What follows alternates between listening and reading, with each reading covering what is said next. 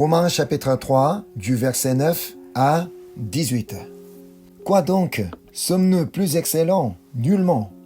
Car nous avons déjà prouvé que tous, juifs et grecs, sont sous l'empire du péché. Selon qu'il est écrit, il n'y a point de juste, pas même un seul. Nul n'est intelligent, nul ne cherche Dieu.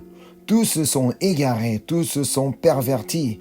Il n'en est aucun qui fasse le bien, pas même un seul. Leur gosier est un sépulcre ouvert. Ils se servent de leur langue pour tromper. Ils ont sous leurs lèvres un venin d'aspic. Leur bouche est pleine de malédiction et d'amertume. Ils ont les pieds légers pour répandre le sang. La destruction et le malheur sont sur leur route. Ils ne connaissaient pas le chemin de la paix. La crainte de Dieu n'est pas devant leurs yeux. Comme nous avons déjà étudié la dernière fois, il est important de savoir que nous ne sommes jamais dignes de juger qui que ce soit. C'est ce que Paul voulait revenir aux chrétiens de Rome. Étant donné que cet épître est destiné à l'Église de Rome, qui a connu une division entre les chrétiens juifs et les chrétiens païens, Paul consacre les premiers chapitres par dire que personne ne peut juger qui que ce soit en tant que pécheur. C'est sur quoi Paul souligne à nouveau au passage d'aujourd'hui. Ça commence très fort au verset 9. Je relis le verset 9. Quoi donc? Sommes-nous plus excellents? Nullement, car nous avons déjà prouvé que tous, juifs et grecs, sont sous l'empire du péché. Que dit-il? Écoutez les juifs et les grecs. Pensez-vous que vous êtes plus excellents que les autres? Nullement. C'est le message que nous devons entendre à chaque fois qu'il nous arrive de juger quelqu'un. Quand ça m'arrive de juger quelqu'un, c'est le message que nous devons entendre. Quoi donc? Es-tu plus excellent? Nullement. Pourquoi? Parce que nous avons déjà prouvé que tout le monde est sous l'empire du péché, sans aucune exception. Autrement, parce que nous sommes tous pécheurs. Peut-être, je pourrais croire que je suis quand même plus juste, même meilleur qu'un meurtrier. Un meurtrier qui a tué plusieurs personnes, qui est emprisonné. Oui, devant les hommes, je pourrais tout à fait sembler plus juste que lui. Mais devant Dieu, je ne suis pas aussi différent à lui. On va aller voir pourquoi. On va aller voir 1 Épître de Jean, chapitre 3, verset 15. Voici le verset qui nous dit: Quiconque est son frère est un meurtrier, et vous savez qu'aucun meurtrier n'a la vie éternelle demeurant en vie. Dans la vie, nous avons déjà détesté quelqu'un. Je pense que c'est le cas de tout le monde. Est-ce que quelqu'un peut dire avec confiance que moi, non, dans toute ma vie, je n'ai jamais détesté qui que ce soit. J'ai toujours aimé tout le monde. Je n'ai jamais détesté personne. Non, ce n'est jamais possible. Ça veut dire, je suis aussi un meurtrier devant Dieu. Selon la parole de Dieu, je suis un meurtrier devant Dieu. Il est possible que je commette moins de péchés que quelqu'un d'autre, moins de péchés que mon ami, moins de péchés qu'un fidèle de mon église. Pourtant, cela ne prouve pas que je suis plus juste que l'autre. C'est Jacques chapitre 2 verset 10 dit: Car quiconque observe toute la loi, mais pêche contre un seul commandement, devient coupable de tous. Si on pêche contre un seul commandement, c'est considéré comme si on avait violé toutes les lois de la Bible, tous les commandements de la parole de Dieu. Alors, je ne suis jamais plus excellent que qui que ce soit. Il est crucial de reconnaître que je suis aussi un pécheur, mais pardonné par la grâce de Dieu. Continuons avec le verset 10 du passage d'aujourd'hui. Que dit? Selon qu'il est écrit, il n'y a point de juste, pas même un seul. Alors, où est-ce qu'il est écrit? Il n'y a point de juste. Ça, on peut trouver ça dans l'Ecclésiaste chapitre 7, verset 20. Alors, on peut comprendre que Paul a fait mention d'un verset biblique de l'Ancien Testament. Ecclésiaste chapitre 7, verset 20.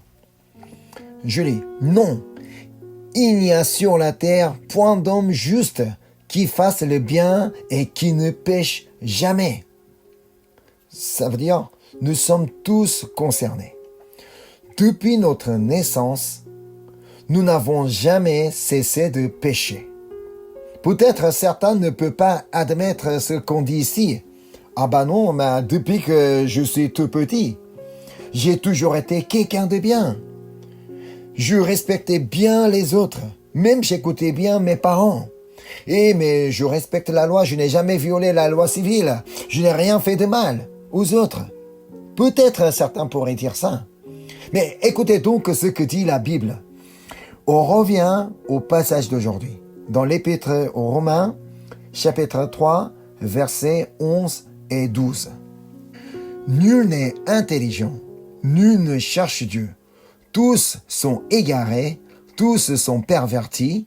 Il n'en est aucun qui fasse le bien, pas même un seul. Est-ce que je peux dire que toute ma vie, je me suis toujours appuyé que sur Dieu et que j'ai toujours cherché Dieu et j'ai toujours fait ce que la Bible dit? Est-ce que j'ai toujours observé tous les commandements de la Bible? Tant que je suis né pécheur, il m'est impossible de ne pas pécher. Parce que notre nature nous pousse à commettre des péchés.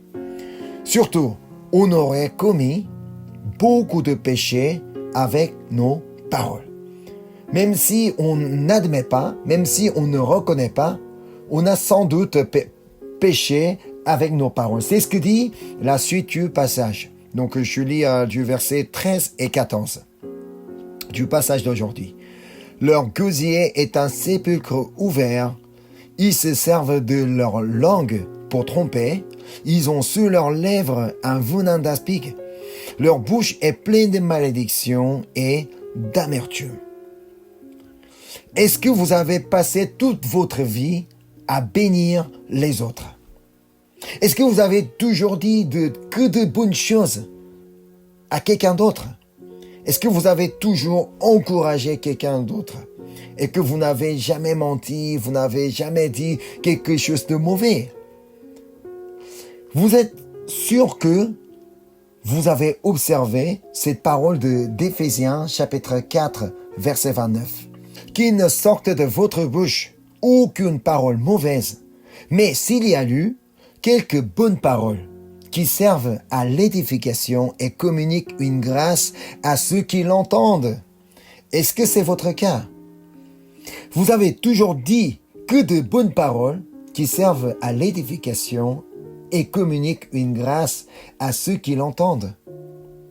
Nous pouvons toujours blesser quelqu'un avec nos paroles, même sans faire exprès.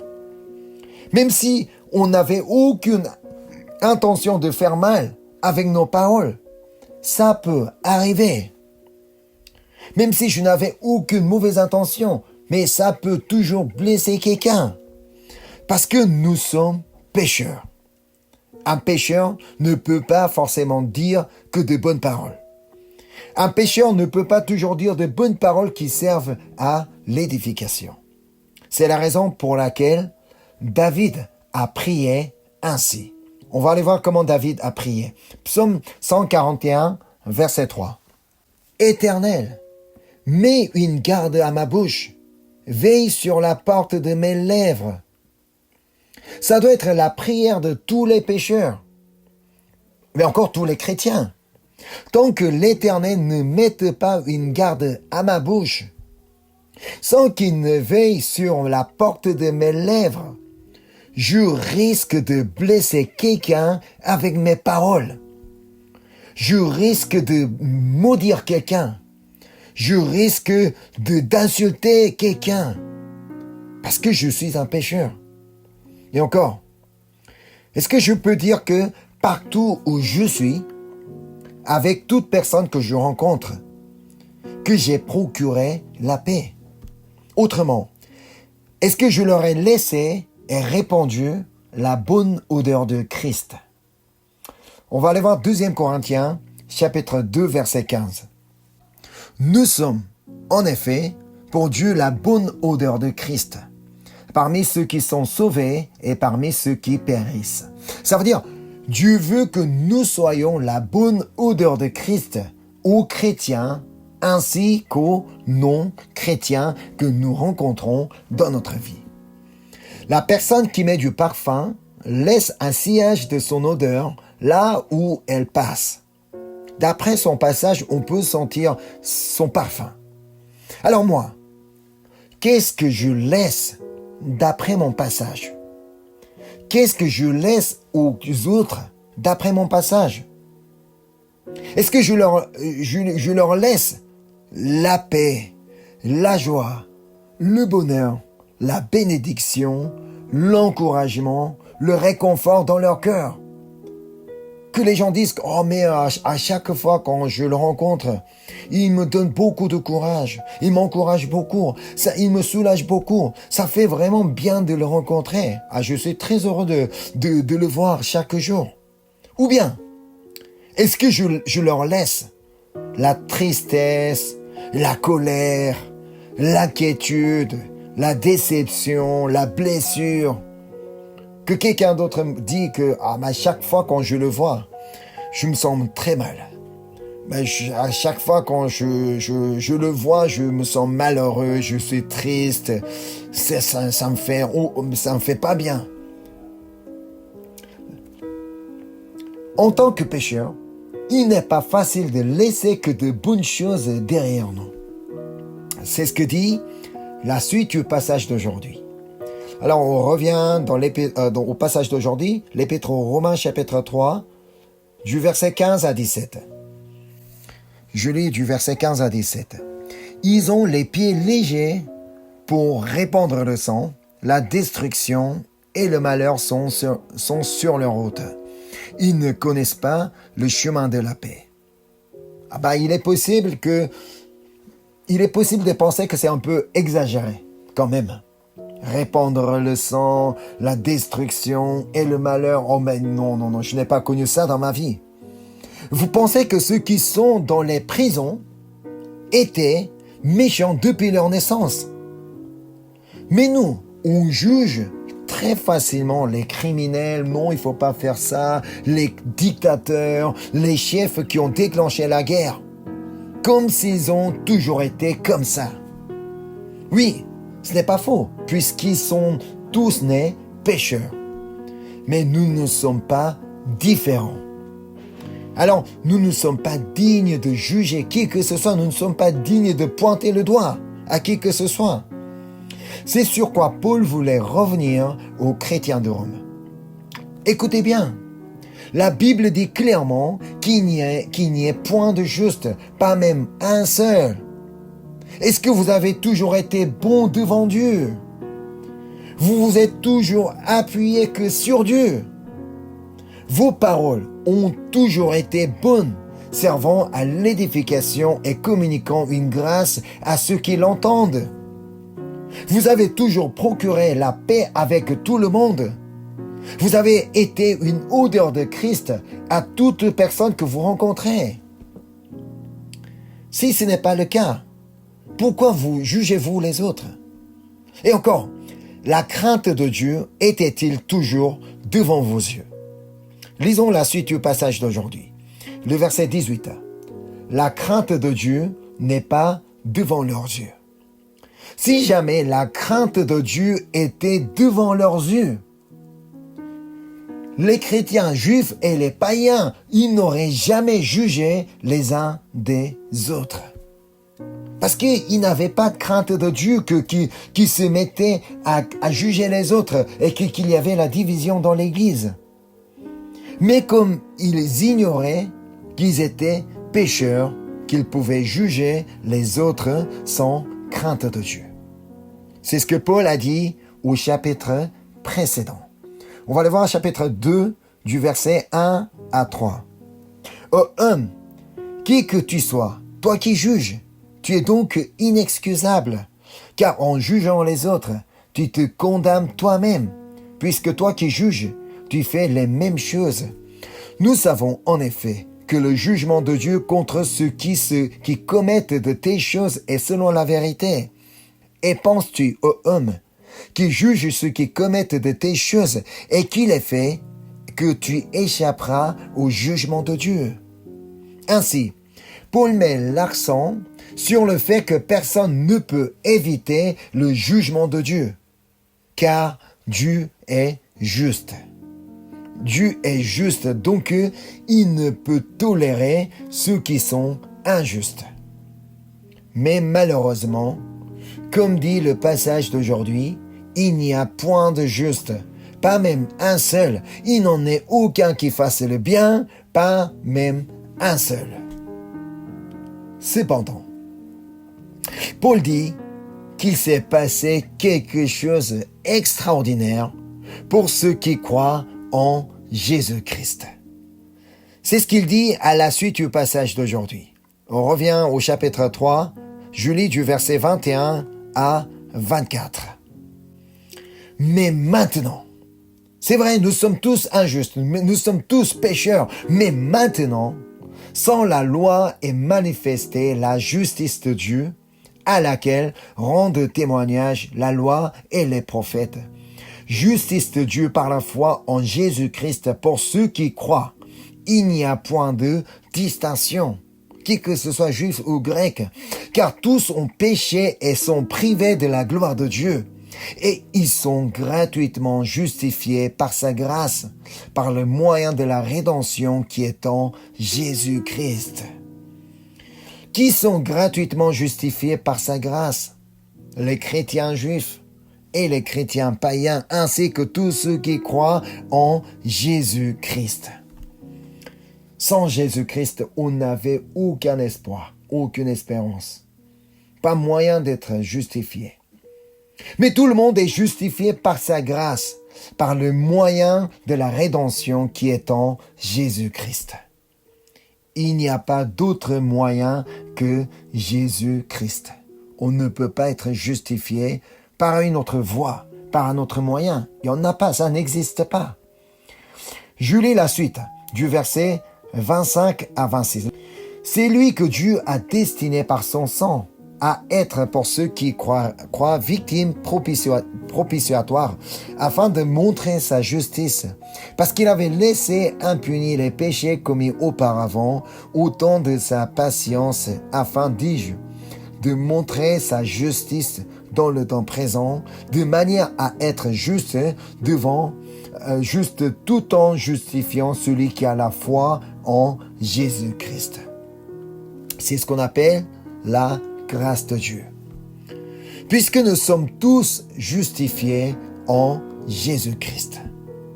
Alors en aucun cas, on ne peut se glorifier.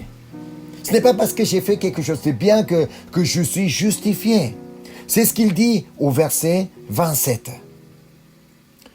Où donc est le sujet de se glorifier? Il est exclu. Par quelle loi? Par la loi des œuvres? Non, mais par la loi de la foi. Oui, on est justifié par la foi. Mais attention, avoir la foi ne suffit pas. On dit qu'on est justifié par la foi, mais avoir la foi ne suffit pas. Il ne suffit pas de dire que je crois en Jésus. J'ai la foi en Jésus. Parce que si j'ai la foi en Jésus, je dois aussi observer ses commandements. Je lis les 4 derniers versets du chapitre 3. Car nous pensons que l'homme est justifié par la foi sans les œuvres de la loi. Ou bien Dieu est-il seulement le Dieu des Juifs?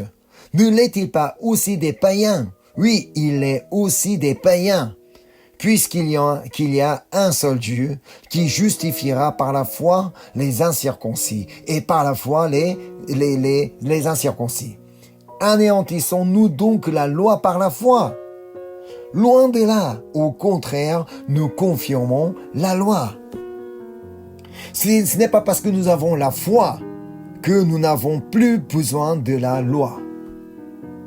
Non, comme dit le dernier verset, au contraire, nous confirmons, par la foi, nous confirmons la loi. Ce n'est pas parce que nous sommes justifiés par la foi que nous pouvons ignorer la loi. Non, si on a la foi, par la foi, nous devons observer la loi. On va retourner au chapitre 2. Donc, chapitre 2, verset 13. Ce ne sont pas, en effet, ceux qui écoutent la loi qui sont justes devant Dieu. Il ne suffit pas d'écouter la parole de Dieu, mais ce sont ceux qui mettent en pratique qui seront justifiés. Alors, ça veut dire, il ne suffit pas d'avoir la foi pour être justifié. Il faut aussi mettre en pratique la parole de Dieu, la loi de Dieu. C'est ainsi qu'on peut être justifié. Alors, qui peut mettre en pratique la loi? Évidemment, ceux qui ont la foi. Ce sont ceux qui ont la foi qui mettront en pratique la loi de Dieu. Ceux qui n'ont pas la foi ne vont pas s'intéresser à la loi de Dieu. Ils n'ont aucune raison de l'en mettre en pratique. C'est pourquoi l'épître de Jacques dit que la foi sans les œuvres est morte. On va aller voir l'épître de Jacques, chapitre 2, du verset 17 à 26. Il en est ainsi de la foi. Si elle n'a pas les œuvres, elle est morte en elle-même. Mais quelqu'un dira, toi, tu as la foi, et moi j'ai les œuvres. Montre-moi ta foi sans les œuvres, et moi, je te montrerai la foi par mes œuvres. Toi, tu crois qu'il y en a un seul Dieu. Tu fais bien. Les démons le croient aussi, et ils tremblent. Vous-tu savoir, ô homme vain, que la foi sans les œuvres est inutile? Abraham, notre père, ne fut-il pas justifié par les œuvres lorsqu'il offrit son fils Isaac sur l'autel? Tu vois que la foi agissait avec ses œuvres, et que par les œuvres, la foi fut rendue parfaite. Ainsi s'accomplit ce que dit l'Écriture. Abraham crut à Dieu, et cela lui fut imputé à justice, et il fut appelé ami de Dieu. Vous voyez que l'homme est justifié par les œuvres, et non par la foi seulement. Rahab, la prostituée, ne fut-elle pas également justifiée par les œuvres, lorsqu'elle reçut les messagers et qu'elle les fit partir par un autre chemin? Comme le corps sans âme est mort, de même, la foi sans les œuvres est morte. C'est un passage extrêmement important. C'est un message important que nous ne devons jamais oublier. La foi sans les œuvres est morte. Ça veut dire, même si on dit que moi j'ai la foi en Jésus et qu'on n'a pas d'œuvre, la foi est morte. La foi n'existe pas. La foi est toujours accompagné des œuvres. Lorsque Dieu a dit à Moïse de lever la verge sur la mer Rouge, il a levé sa verge par la foi. C'est ça l'œuvre de la foi. Si on a la foi, on a certainement des œuvres. Paul voulait dire donc aux chrétiens de Rome, écoutez, vous dites que vous avez la foi en Jésus. C'est la raison pour laquelle vous êtes réunis dans une église, parce que vous croyez en Jésus. Alors, où sont les œuvres de votre foi?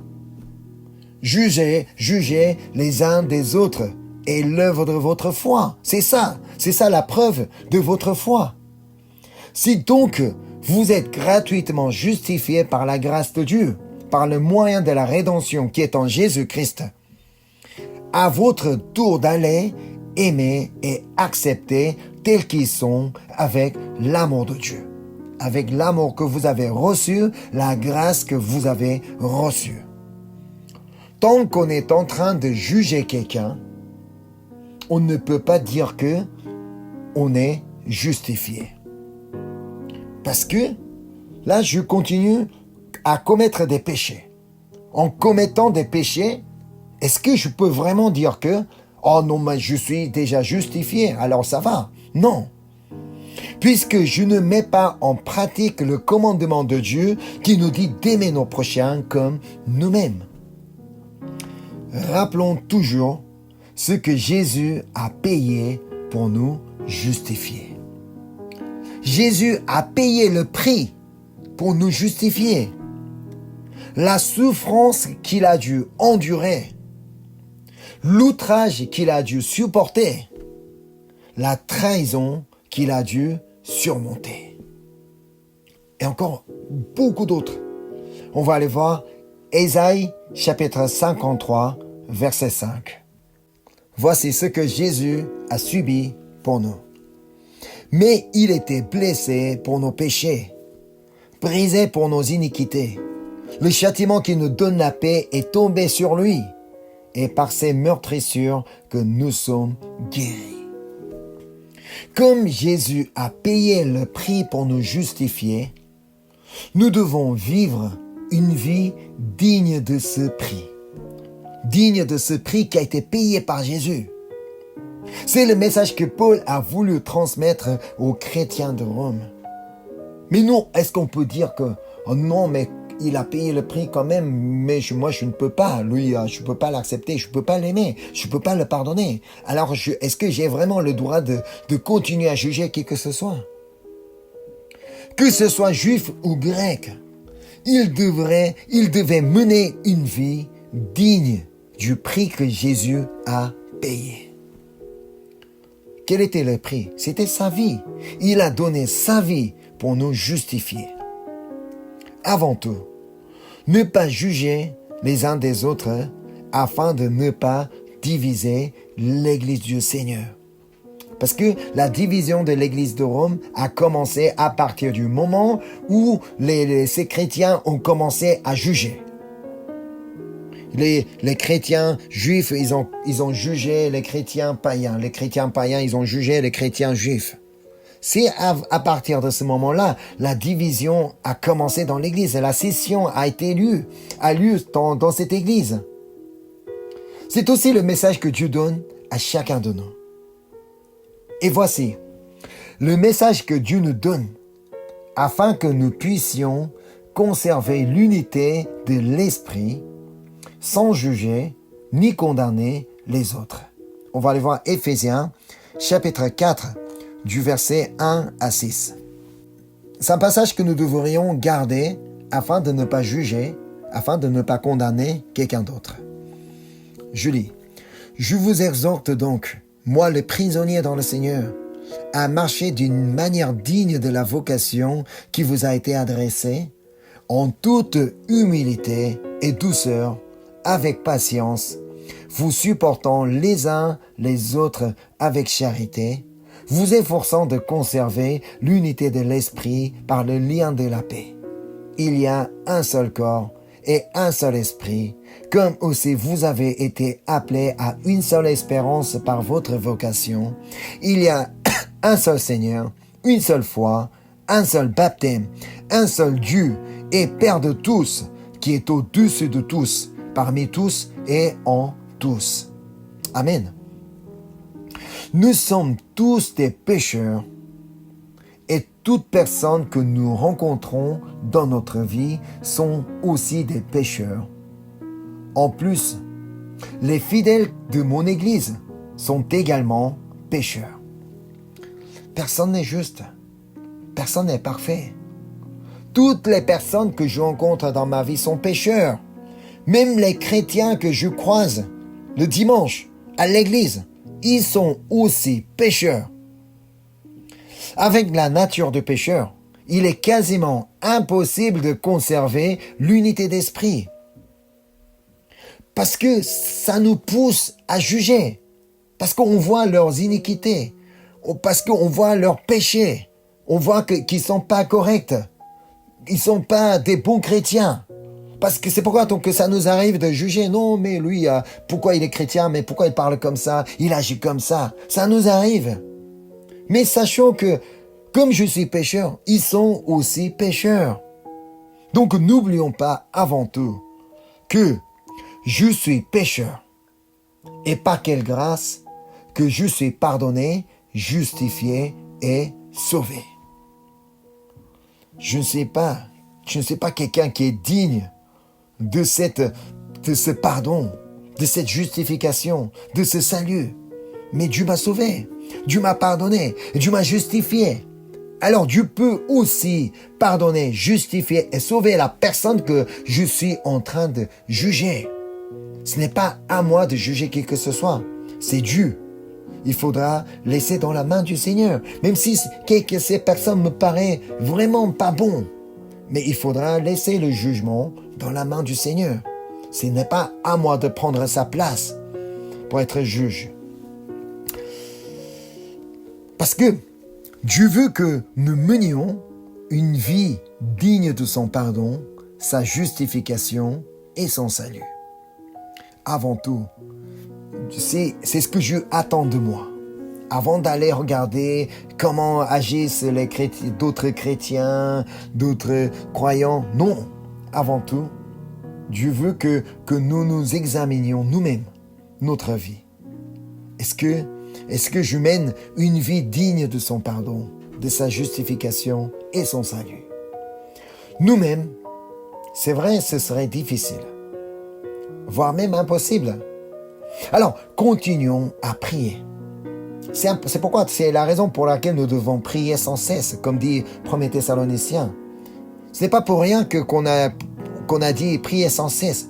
On a besoin de prier sans cesse parce que nous sommes un grand pécheur que nous pensons toujours des péchés. C'est la raison pour laquelle nous devons prier sans cesse et que nous devons demander de l'aide du Saint-Esprit afin que nous puissions mettre en pratique la parole de Dieu. Même si nous écoutons la parole de Dieu, il n'est pas facile de mettre en pratique la parole de Dieu. Et nous-mêmes, avec notre propre force, on a du mal. C'est difficile. C'est pourquoi on doit demander au Saint-Esprit qu'il vienne m'aider. Au Saint-Esprit, tu es en moi. Alors aide-moi à mettre en pratique ta parole. Aide-moi à pardonner. Aide-moi à aimer. Aide-moi à accepter les autres tels qu'ils sont. C'est comme ça qu'on va pouvoir parvenir à mener une vie digne de son pardon, sa justification et son salut. Ainsi, notre vie ne sera plus la même et que nous allons pouvoir aimer tout le monde et accepter les autres tels qu'ils sont par l'amour et la grâce que nous avons reçus. Et avec le message que Paul avait partagé à l'église de Rome, on peut vraiment apprendre beaucoup de choses. C'est vrai dans la société d'aujourd'hui, dans le monde d'aujourd'hui, même dans l'église dans laquelle où nous nous trouvons, il y a toujours des risques de division, des risques de scission. Mais parce que tout le monde est pécheur. Mais avant de penser que les autres sont pécheurs, il faudra reconnaître que je suis pécheur. Je suis pécheur, mais par la grâce de Dieu que je suis pardonné, justifié et sauvé. Alors, avec cet amour que j'ai reçu, avec la grâce que j'ai reçue, Dieu veut que je pratique cet amour envers les autres. C'est comme ça que notre Église, notre société, notre famille, que toutes les communautés que je puisse connaître dans ma vie ne connaîtra jamais de division ou scission grâce à moi qui a commencé à aimer, à pardonner, à accepter comme Seigneur m'a accepté. Amen. Je vais prier. Merci Seigneur. Merci Seigneur Jésus. Merci pour ta grâce, merci pour ton amour. C'est par ta mort que je peux être pardonné, justifié et sauvé. Je ne veux jamais oublier cette grâce, cette immense grâce que j'ai reçue. Par quelle grâce que je suis sauvé, par quelle grâce que je suis justifié. Seigneur, Tu nous as dit aujourd'hui que non, je suis justifié non pas seulement par la foi, mais aussi par la loi aussi. Alors je voudrais continuellement mettre en pratique les paroles que tu nous as données. Et Seigneur, nous-mêmes, moi-même, je ne suis pas assez fort afin de mettre en pratique toutes les lois que tu nous as données, Seigneur. Alors nous avons besoin du Saint-Esprit. Ô Saint-Esprit, aide-nous afin que nous puissions aller mettre en pratique tous les commandements que tu nous as donnés. Surtout, l'amour que tu nous as donné, nous voudrons mettre en pratique cet amour envers les autres. Au lieu de juger, nous voulons aimer tout le monde. Nous voulons pardonner tout le monde et nous voulons accepter tels qu'ils sont, comme tu nous as acceptés, tels que nous sommes. Merci encore une fois pour la grâce, pour le message que tu nous as donné. Je te prie au nom de Jésus-Christ. Amen.